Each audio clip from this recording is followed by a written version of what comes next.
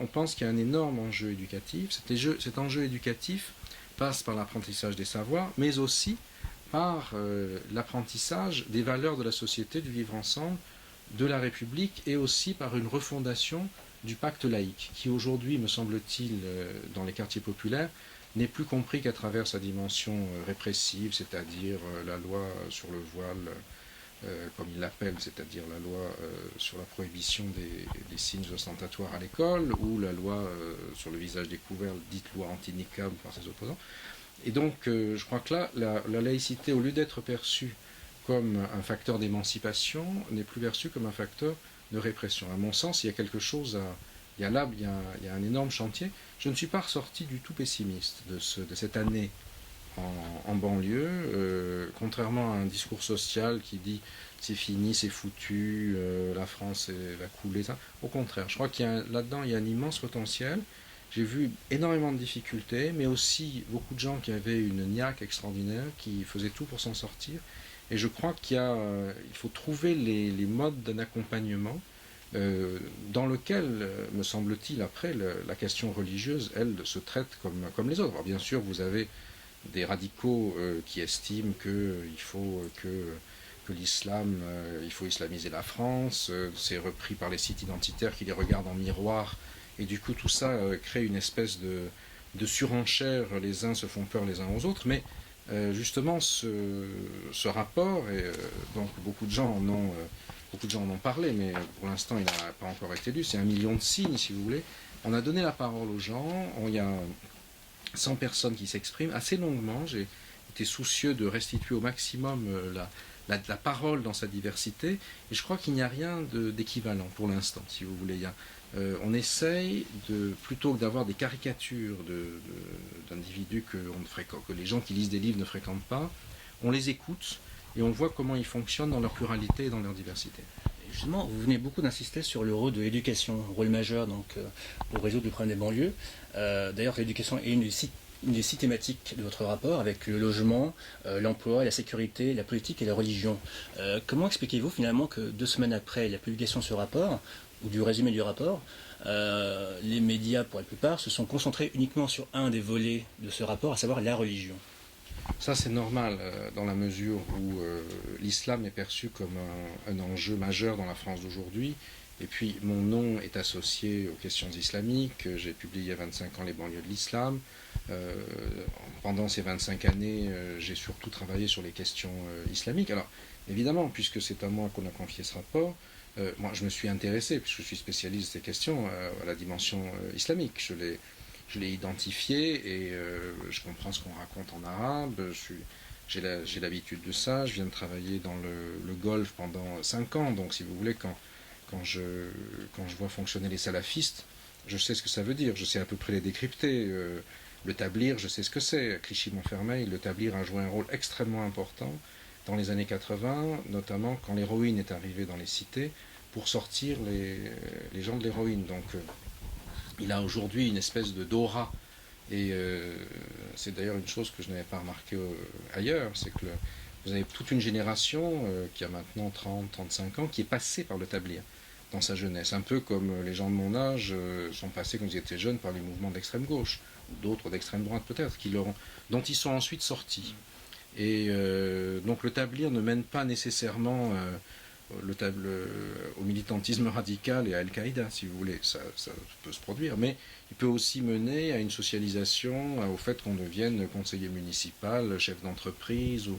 Donc ça, c'est une chose qui m'a semblé intéressante aussi à observer.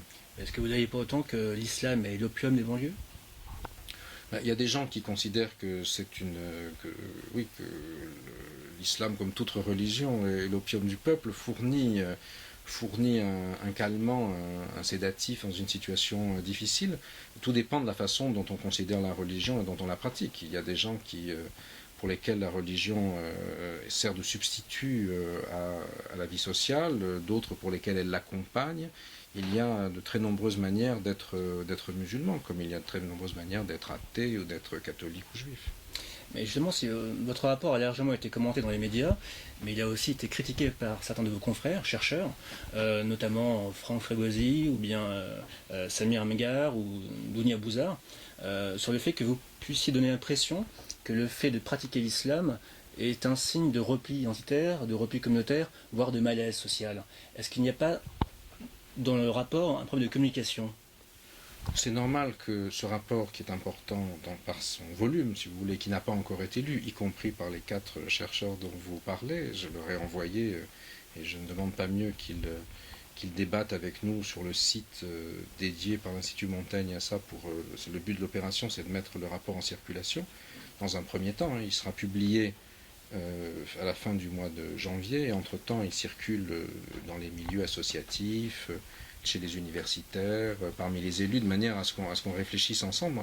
J'apporte un matériau, ou nous apportons un matériau, et il est destiné à être débattu, critiqué, etc. Ça, c'est tout à fait. Mais je ne pense pas que le rapport donne le sentiment exclusivement que l'islam est un élément de compensation à un repli.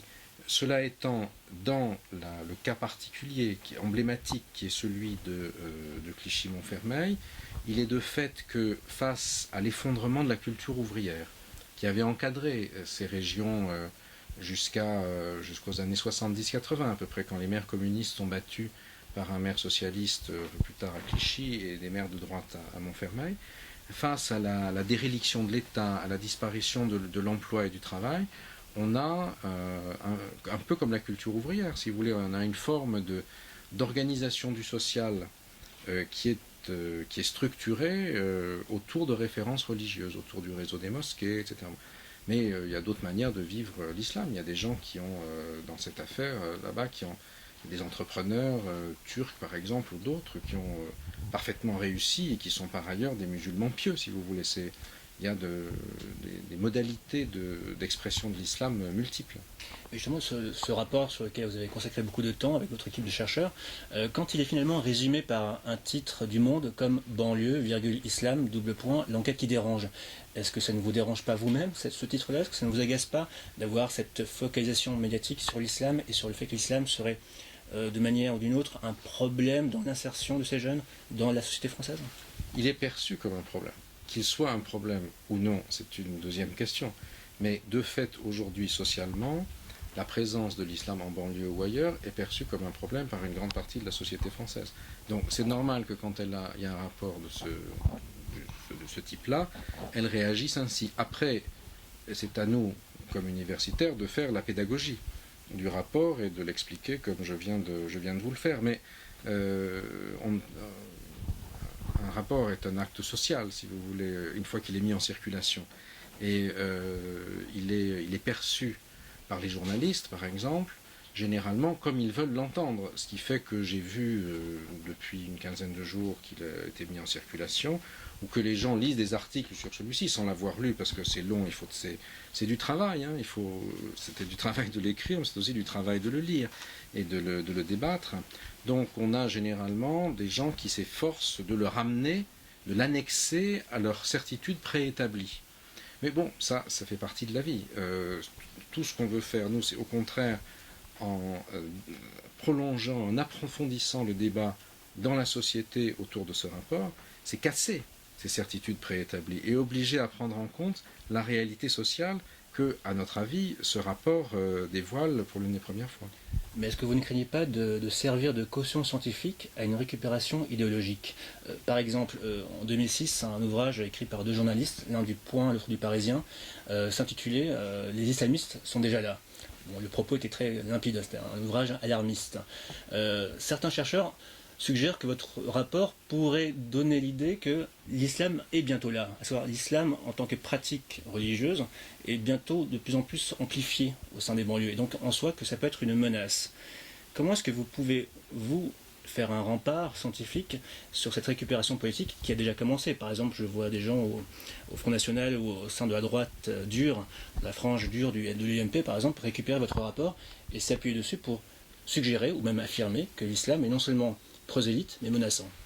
Ils ne l'ont pas lu probablement, mais vous avez aussi de l'autre côté des gens qui vont dire ce rapport pointe les difficultés sociales, ou d'autres dans la mouvance islamiste qui estiment que c'est très bien parce que ça montre que l'islam est présent. Donc la récupération, de toute façon, à partir du moment où vous existez socialement ou intellectuellement, elle vient de tous les côtés. Après, c'est à l'auteur ou d'autres de travailler pour qu'il y ait une réflexion plus fine et plus profonde. Mais on ne peut pas non plus faire comme si cette question n'existait pas. Si on fait comme ça, c'est plus la peine de s'intéresser aux sciences sociales. On se met les mains devant les yeux et on dit il n'existe rien. On est arrivé à comprendre comment s'articulent des faits sociaux, des faits religieux et des faits politiques. Et à essayer de voir comment cette chimie fait partie de la France contemporaine. La présence musulmane, pour reprendre une expression dont Tarek Ramadan avait fait le nom de son association en banlieue populaire aujourd'hui, est un fait massif. Moi, je n'en ai personnellement pas peur, mais je pense qu'il faut comprendre ce qu'elle signifie, comment elle se situe. Sinon, si on ne fait pas ce type de travail, on a d'un côté les identitaires qui fantasment et qui qui crient au loup, et de l'autre côté les islamistes qui disent nous sommes les représentants de la jeunesse d'origine musulmane, et on est pris entre le caribe des identitaires des deux bords, si vous voulez. Moi, mon travail, c'est au contraire d'entrer dans la réalité sociale et d'essayer de dissiper la fantasmatique qui est nourrie aujourd'hui par le web, qui fait que c'est à travers les choses sur le web qu'on se représente soi-même et l'autre. Je parlais avant de récupération, mais si on parle plutôt d'instrumentalisation, j'ai appris au cours de mes recherches sur ce rapport et autour des commentaires liés à ce rapport, qu'il avait été demandé auprès de l'Institut Montaigne par le maire de Montfermeil, Xavier Lemoine, qui est donc un maire UMP, membre du Parti chrétien-démocrate, et qui, lui, en plus, a réellement, effectivement, une approche particulière, singulière de l'islam, puisqu'il pense que l'islam est un ennemi commun à l'Europe. Il pense que le problème des banlieues n'est pas socio-économique, mais d'abord d'ordre culturel et cultuel, je le cite. Est-ce que ça ne vous dérange pas, finalement, d'avoir apporté votre nom et votre crédit, votre expérience, à un rapport commandé, plutôt demandé par un maire qui a une approche très particulière de l'islam, puisque lui-même se considère comme quelqu'un qui doit prôner le retour des valeurs chrétiennes en France. Est-ce que ça ne vous dérange pas, cette confusion des genres dans ce rapport-là? Ça m'aurait dérangé si vos informations étaient exactes. En l'occurrence, elles sont fausses. Puisque vous confondez deux choses. Il y a eu Je dois préciser, pardon, que Xavier Lemoine avait affirmé cela sur RMC il y a 2 semaines. Il a donc indiqué lui-même aux animateurs de RMC, dans l'émission Les Grandes Gueules, qu'il avait lui-même demandé ce rapport. Donc soit il ment, soit il... je ne sais pas. Confusion. Enfin, la réalité n'est pas celle-là du tout. D'accord. Il y a eu un rapport de l'Institut Montaigne, qui a été fait avant que je travaille avec l'Institut pour celui-ci, qui s'appelle « Comment déghettoiser les quartiers » sur Clichy et sur Montfermeil, qui a suscité un certain nombre de remarques négatives, aussi bien du maire de Clichy que celui de Montfermeil. Et c'est dans ce contexte-là que l'Institut a pensé à faire autre chose, un rapport qui n'a rien à voir. Le rapport sur déghettoiser les banlieues, c'est 4 pages ou 6 pages. Là, c'est quelque chose de tout à fait différent. Moi, je n'ai rien à voir avec le rapport précédent, et ce rapport n'est pas une commande d'un des maires. On avait des relations avec eux, c'est normal, comme on avait avec tous les acteurs sociaux, mais ce n'est pas eux qui ont commandé le rapport. J'ai pas... Xavier Lemoine prétend, lui, qu'il a demandé auprès de l'Institut Montaigne que ce rapport soit fait. Alors, je ne sais pas si ces allégations sont... Non, non, je n'accuse Xavier Lemoine de rien.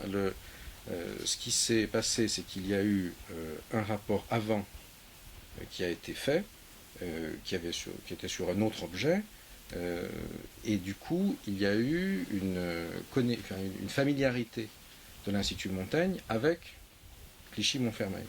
De ce fait, il m'a semblé intéressant de retravailler sur Clichy-Montfermeil d'une toute autre manière, mais ça n'a rien à voir avec une commande ou une demande de l'un ou l'autre des acteurs politiques. Celui qui a décidé de faire l'enquête sur Clichy-Montfermeil, quand la question de réfléchir sur la banlieue s'est posée dans la perspective de mettre ce débat de fond dans la question présidentielle, celui qui a fait l'arbitrage à Montfermeil, c'est moi.